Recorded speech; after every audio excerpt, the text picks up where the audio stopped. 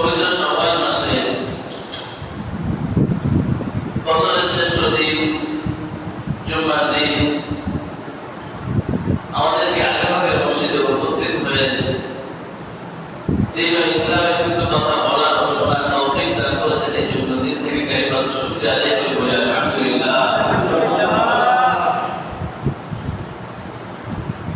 সর্বশেষ নবী বিশ্ব নবী নবী আরবি রাহমাতুল লিল আলামিন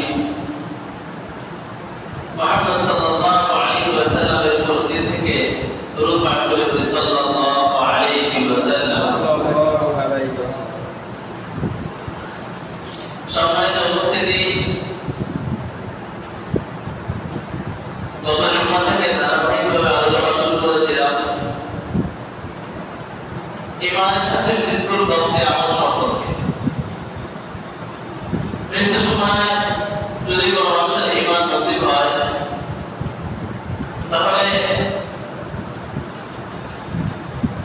আল্লাহ তাআলা তার যদি সমস্ত গুনাহ মাফ করে দেন তাহলে সে বিনা হিসাবে সরাসরি জান্নাতে যাবে। সুবহানাল্লাহ। আর যদি তার কিছু গুনাহ থেকে থাকে তাহলে জাহান্নামের কিছুদিন শাস্তি ভোগ করার পরেও সে জান্নাতে যেতে পারবে। সুবহানাল্লাহ।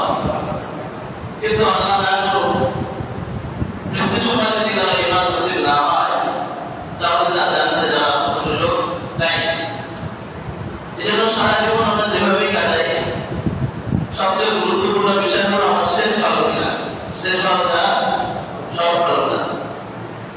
এই জন্য বুঝলেন তিনি সবসময় দোয়ার মধ্যে এই একটি কথা বলতেন, হে আল্লাহ আমাকে ইমানের সাথে মৃত্যু দান করো। মহান আল্লাহ রাব্বুল আলামিন এবং তার রাসূল নবী আরবি সাল্লাল্লাহু আলাইহি ওয়াসাল্লাম কিছু আমলের কথা বলে গেছেন। সেই আমলগুলোর মধ্যে যদি আমরা গুরুত্ব দিই তাহলে ইমানের সময় আল্লাহ তাআলা আমাদেরকে মৃত্যু নিশ্চিত করবেন। সুবহানাল্লাহ। সেগুলো আমাদের জানা দরকার আছে কিনা? এক নাম্বার আমলের কথা বলেছিলাম বাহ্যের সাথে গুরুত্ব সহকারে নামাজ আদায় করা। নামাজকে আল্লাহ তাআলা সূরা বাকারার 143 নম্বর আয়াতে বলেছেন, ওয়া কানা আল্লাহু লিইউযিআ ইবাদাতাহু। আল্লাহ তাআলা তোমাদের নামাজকে অর্থাৎ ঈমানকে নষ্ট করবেন না। নামাজকে আল্লাহ তাআলা ঈমান বলেন। তো নামাজ যদি ঈমান হয়ে থাকে আর নামাজ যদি কবুল হয়ে থাকে আর সেই নামাজকে ঈমানকে আল্লাহ তাআলা নষ্ট না করেন তাহলে নির্দিষ্ট সময় সেটা থাকবে। আর নির্দিষ্ট সময় ঈমান থাকলে ঈমানের সাথে মৃত্যু হবে। সুবহানাল্লাহ। ঈমানের সাথে মৃত্যুর দ্বিতীয় আমল কুদৃষ্টি থেকে বেঁচে থাকা। খারাপ দৃষ্টি, কুদৃষ্টি, চোখের জেনা, চোখের গোনা থেকে বেঁচে থাকা। নামাজের কথা যখন আসলো এই প্রসঙ্গে আনোয়ার শাহ কাশ্মীরি রাহমাতুল্লাহি আলাইহি আরব মহাদেশের বিখ্যাত একজন আলেম। ওনার স্মৃতিশক্তি অনেক প্রখর ছিল। একবার কোন পড়া যদি পড়তেন 40 বছর মুখস্থ থাকতো। সুবহানাল্লাহ। বুখারী শরীফের একটি ব্যাখ্যা গ্রন্থ লিখেছেন ফয়জুল বারী। আনোয়ার শাহ কাশ্মীরি রাহমাতুল্লাহি আলাইহি বলেন, যে ব্যক্তি আযান বলে খুশি মনের খুশিতে বাসা থেকে, চাকরি বাকরি থেকে, ব্যবসা বাণিজ্যের প্রতিষ্ঠান দোকানপাট থেকে বা কৃষক বলে ফসলের মাঠ থেকে আযান পাওয়ার সাথে সাথে যে খুশি মনে নামাজে উপস্থিত হতে পারে, মৃত্যুর সময় সে খুশি মনে ঈমান নিয়ে আল্লাহর দরবারে উপস্থিত হতে পারবে। সুবহানাল্লাহ।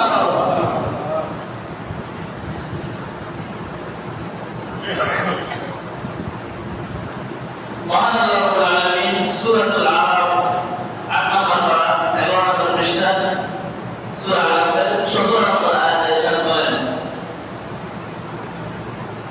শয়তান মানুষকে পথভ্রষ্ট, ষড়যন্ত্র শয়তান মানুষের পিছনে কিভাবে লেগে থাকে মানুষকে গোমরাহ করার জন্য, ভুল পথে নেওয়ার জন্য শয়তান সে বর্ণনা দিচ্ছে।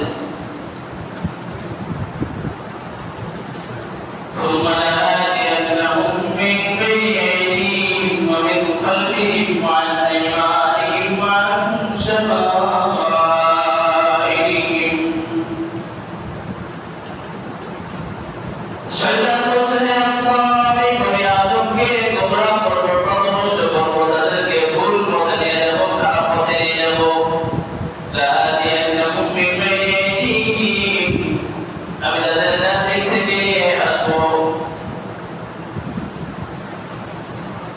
خلفهم তাদের পিছন দিক থেকে আসবো وعن أيمانهم বাম দিক থেকে আসবো وعن شمائلهم সামনের দিক থেকে আসবো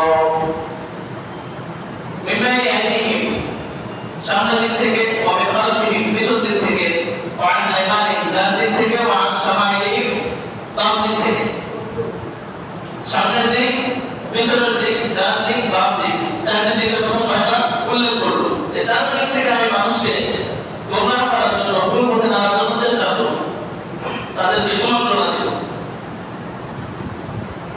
আরো দুইটা দিক বাকি আছে সামনের দিক পিছন দিক ডান দিক বাম দিক আর কয়টা দিক বাকি আছে দুইটা এটা উপরের দিক একটা নিচের দিক এই দুটো দিকে মানুষে বলে না এখন আপনি যখন ঘরে থাকবেন ঘরে মাতার সাথে থাকবেন 14 জন মারা আপনাদের সাথে দেখা করা আপনার জন্য যায় আপনার নিজের মেয়ে নিজের স্ত্রী নিজের খালা নিজের বন্ধু এই ধরনের 14 জন মহিলা তাদের সাথে দেখা করা যায় তাদের সাথে দেখা করলেন আর যারা বেগানা তাদের সাথে দেখা করলেন ঘরের ভিতরে তো ঠিক আছে কিন্তু রাস্তাঘাটে তো বেগানাদের হাঁটতেছে আপনাদের যদি সবাইকে ঘরে বসা যেতে পারো পারেন আপনার প্রয়োজন সে হাঁটতেছে আপনি বললেন যে অসুবিধা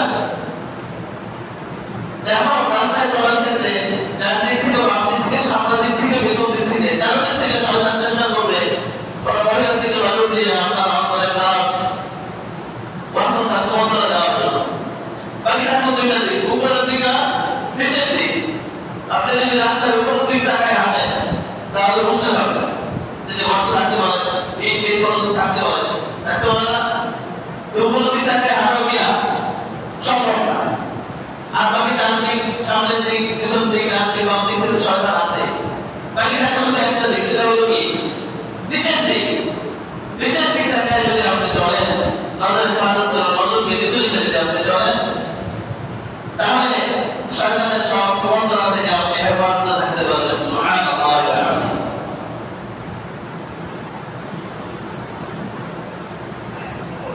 প্রতিষ্ঠিত মাসে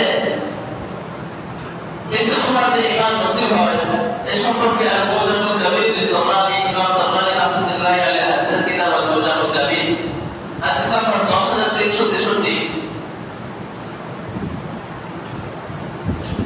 বিশ্বনবী সাল্লাল্লাহু আলাইহি ওয়াসাল্লাম ইরশাদ করেন قال رب العالمين قد حدث قدسي من تركها من مخافته أبدته إيمانا يجد حلاوته في قلبه কোন সুদর্শনকারী সামনে আসলে অথবা সুদর্শন কোন ছোট বালক সামনে আসলে অনেক সময় খারাপ দৃষ্টিতে তার প্রতি চোখ যায় যে ব্যক্তি আল্লাহ তাআলা যে আমার ভয়ে কুদৃষ্টি থেকে বাঁচবে খারাপ নজর করা থেকে বাঁচবে আবদাতু ঈমান বিহি হায়াওয়াতাহু ফি কলবিহি এটার বিনিময়ে তাকে আমি ঈমানের এমন শান অন্তরে দান করবো যেটা সে অন্তরে অনুভব করবে সুবহানাল্লাহ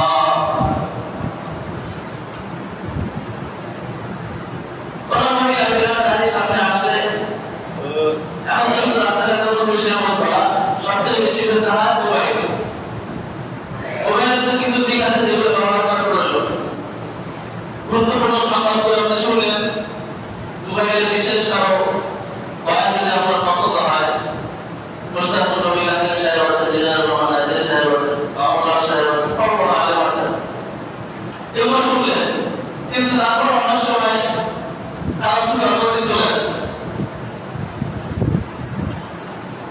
চ্যানেল খোলা বুক খোলা এবং এই ভিডিও সামনে চলে আসতেছে সেখানে আপনি নজরকে হেফাজত করলেন যেখানে আপনার তাকানোর সামর্থ্য ছিল দেখে মজা নেওয়ার সম্ভব ছিল শুধুমাত্র আল্লাহর ভয়ে যদি আপনি সেই পরিস্থিতি থেকে বাঁচেন আল্লাহ তাআলা যুক্তির মাধ্যমে ইরশাদ করছেন এটা বিনিময়ে থাকে আমি ঈমানের এমন এক শান দান করবো যেটার পৃষ্ঠতা সে অন্তরে অনুভব করবে সুবহানাল্লাহ ঈমানের মজা অন্তরে অনুভব করবে আর ঈমানের মজা যদি কেউ পায় তার অবস্থা কি হবে এই সম্পর্কে বুখারী শরীফ হাদিস নাম্বার 7 মুসলিম শরীফ হাদিস নাম্বার 1777 عن ابي سفيان بن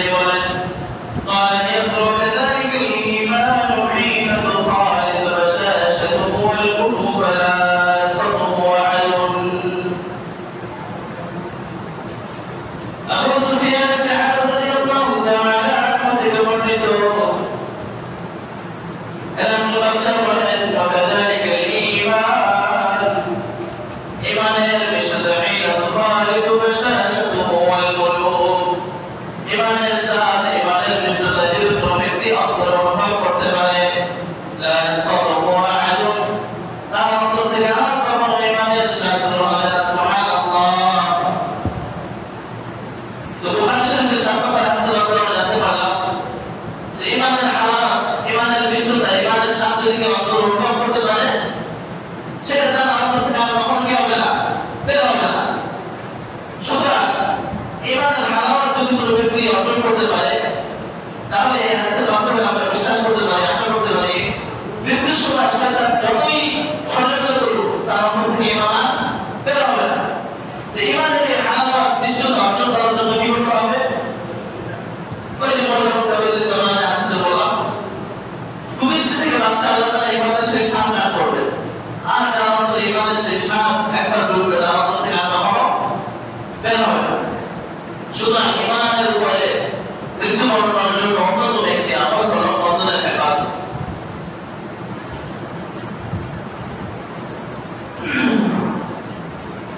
এ সম্পর্কে বুখারী শরীফের 3208 নম্বর হাদিস, মুসলিম শরীফ হাদিস নম্বর 2643। মৃত্যুর সময় যে মানুষ সারা জীবন ভালো আমল করলেও অনেক সময় খারাপ কাজের কারণে জাহান্নামে যেতে হয়। বিশ্বনবী সাল্লাল্লাহু আলাইহি ওয়াসাল্লাম ইরশাদ করেন, আন আব্দুল্লাহ ইবনে মাসউদ রাদিয়াল্লাহু আনহু قال قال رسول الله صلى الله عليه وسلم هو الصادق المصدوق। আব্দুল্লাহ ইবনে মাসউদ রাদিয়াল্লাহু তাআলা আনহু থেকে বর্ণিত, বিশ্বনবী সাল্লাল্লাহু আলাইহি ওয়াসাল্লাম ইরশাদ করেন, ইন্না আহাদাকুম ইয়াজমa'u ফি বাতনি উম্মিহি 40 ইয়াওমান নুতফাতা। তোমাদেরকে যখন সৃষ্টি করা হয়, সর্বপ্রথম তোমরা তোমাদের মায়ের পেটে বীর্য আকারে থাকো 40 দিন। ইয়াজমা'ু ফি বাতনি উম্মিহি 40 ইয়াওমান নুতফাতা, মায়ের পেটে মানুষ বীর্য আকারে থাকে 40 দিন। থুম্মা আলাকাতান মিসলা যালিকা, এরপরে বীর্য থেকে রক্তপিণ্ড আকারে থাকে 40 দিন। প্রথমে তো বীর্য আকারে থাকে, এরপরে একটু বড় হয়ে রক্তের একটি জমাট বাঁধা রক্তপিণ্ড হয়, এভাবে থাকে 40 দিন। থুম্মা ইয়াকুনু বিদগাতান মিসলা যালিকা, এরপরে রক্তদান একটু বড় হয়ে মাংসপিণ্ড হয়ে থাকে 40 দিন। থুম্মা ইয়াবআথুল্লাহু মালাকান, 43 বছর হলো 120 দিন। মায়ের পেটে মানুষ যখন সর্বপ্রথম জন্ম হওয়ার প্রক্রিয়া যায়, 120 দিন বয়স হয়, ওই সময় আল্লাহ তাআলা একজন ফেরেশতা পাঠান। থুম্মা ইয়াবআথুল্লাহু মালাকা, আল্লাহ রাব্বুল আলামিন তখন একজন ফেরেশতা প্রেরণ করেন। ফায়ুমিরু বিআরবাইন, ফেরেশতাকে 4টি জিনিস দেখার আদেশ দেন। ফেরেশতা এসে ওই মানুষ কেমন হবে এই সম্পর্কে 4টি জিনিস ফয়সালা ওই সময় লিখে দেন। বিরিজকিহি ওয়া আজলিহি ওয়া শাকিয়্যুন আও সাঈদ। এক নাম্বার হলো বিরিজকিহি, সে দুনিয়াতে কি পরিমাণ রিজিক লাভ করবে এটা ওই সময় লেখা হয়ে যায়। 2 নাম্বার ওয়া আজলিহি, সে এখন জান পায় না, জান পায় মানুষের অন্তর প্রাণ আসে বয়স সম্পর্কে 4 মাস হওয়ার পর, তার কিছু মাত্র 120 দিন।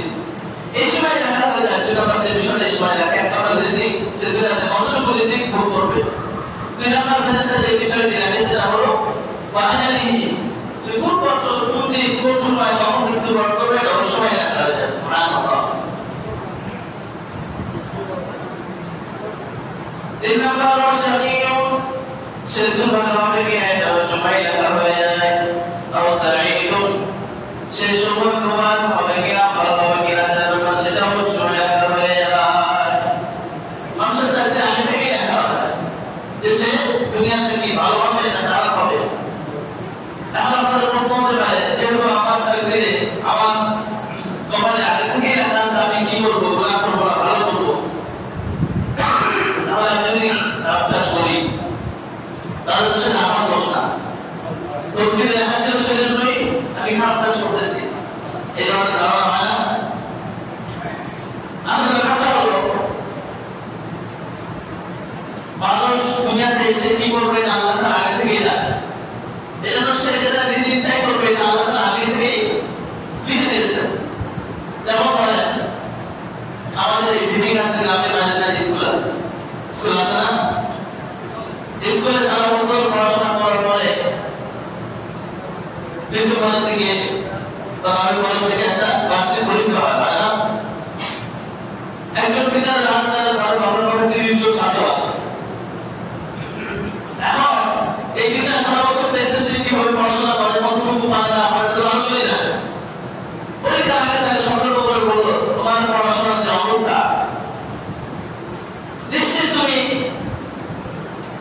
সাবজেক্টে অঙ্কতে ইংরেজিতে ফেল করবা। সারা বছর শিক্ষক ভুলেছে, সে গুরুত্ব সহকারে পড়া নেয়। শিক্ষক পরীক্ষা আগে বলেছিল তোমাকে আমি আমার সাথে তো করতেছি, আর তো আপনি ভালো আরো একদিন সময় আছে, যদি ভালো রেজাল্ট করতে চাও এখন পড়ো, তাহলে কিন্তু এই দুইটা সাবজেক্টে কি করবা, ফেল করবা। পরীক্ষা হলো, পরীক্ষা রেজাল্ট দেওয়ার পর দেখা গেল ঠিকই এই দুইটা সাবজেক্টে সে কি করছে, ফেল করছে। এখন শিক্ষক ছাত্রকে শিক্ষককে দোষ দিলে আপনি ফেল করবো, আমাকে এই কথা বলে দিলে যে আমি ফেল করছি, বিষয়টা কেমন? তার পড়াশোনা সম্পর্কে শিক্ষক জানেন, সেই হিসেবে এই মন্তব্য করছেন। ঠিক এমন ভাবে আল্লাহ তাআলা আমাদের তকদীরে লিখে দিয়েছেন, আমরা কি করবো না করবো এটা আল্লাহ তাআলা জানেন। এই জন্যই আল্লাহ তাআলা লিখে দিয়েছেন। আর তো এটা আল্লাহ তাআলা লিখে দিয়েছেন বিধায় আমি ভালো কাজ করতে পারতেছি না, ভালো কাজ করতে পারতেছি, বরঞ্চ মানুষের ভালো করা বা খারাপ করা সম্পূর্ণ আল্লাহ তাআলা দুনিয়াতে দিয়ে দিয়েছেন। তো এই যে একটা জিনিস লেখা হয়ে যায়, সুতরাং এর ফলাফল কি দাঁড়ায়? والله إن أحدكم معذور لا يعمل بعمل أهل النار। এজন্য দেখা যায় একজন মানুষ জাহান্নামীদের মতো কাজ করে, গুনাহ করে, চুরি করে, ব্যভিচার করে, حتى ما يكون بينه وبينها غير باع أو ذراع। সারা জীবন কোনো ব্যক্তি গুনাহ করতেছে, সবাই তাকে গুনাহগার, খারাপ, চোর, বাটপার হিসেবে জানে। এরকম করতে করতে সে জাহান্নামের এত কাছাকাছি চলে গেছে, আর মাত্র এক হাত বা দুই হাত দূরত্ব জাহান্নাম নামাজের যতটুকু, এক হাত কিংবা দুই হাত, অর্থাৎ মৃত্যুর একদম কাছাকাছি সময় চলে আসছে। জাহান্নামের মতো কাজ করছে, জাহান্নামে যাবে, আর এক হাত দুই হাত দূরত্ব বাকি মাত্র কিতাব। এই সময় তার তাকদীরে লেখা ছিল যে সে শেষ জীবনে সে ভালো কাজ করবে। এই তাকদীরের ফয়সালা অনুযায়ী আমালু বিআমালি আহলিল জান্নাতি ফায়াদখুলুহা। তাকদীরের ফয়সালা অনুযায়ী মৃত্যুর আগ মুহূর্তে সে তওবা করে, ঈমান আনে, ভালো কাজ করে, মৃত্যুর আগে সে জান্নাতি ব্যক্তির মতো আমল করে, মৃত্যুর সময় সে জান্নাতে চলে যায়। সুবহানাল্লাহ। فإن الرجل لا يعمل بعمل أهل الجنة حتى ما يكون بينه وبينها غير ذراع أو ذراعين। ঠিক এমনইভাবে অপর ব্যক্তি সারা জীবন ভালো কাজ করলো, নামাজ পড়লো, রোজা রাখলো, মানুষের উপকার করলো, সত্য কথা বললো, حتى ما يكون بينه وبينها غير ذراع أو ذراعين। তার মৃত্যু হতে অল্প সময় বাকি আছে, আর দেখা দুই হাত আছে দূরত্ব মাত্র জান্নাতে যেতে। فيسبق عليه الكتاب فيعمل بعمل أهل النار فيدخلها। মৃত্যু ঠিক আগ মুহূর্তে এসে সে জাহান্নামীদের মতো কাজ করলো, কুফরি করলো, যার ফলে তার মৃত্যু কুফরের উপরে হওয়ার কারণে সে জাহান্নামে প্রবেশ করলো। নাউযুবিল্লাহ। এইজন্য এই হাদিসের শিক্ষা হলো, আমরা যারা সম্পদ চলি, নামাজ পড়ি, আল্লাহ খাবার খাই, তাদের অন্তরে যেন কখনো অহংকার না আসে।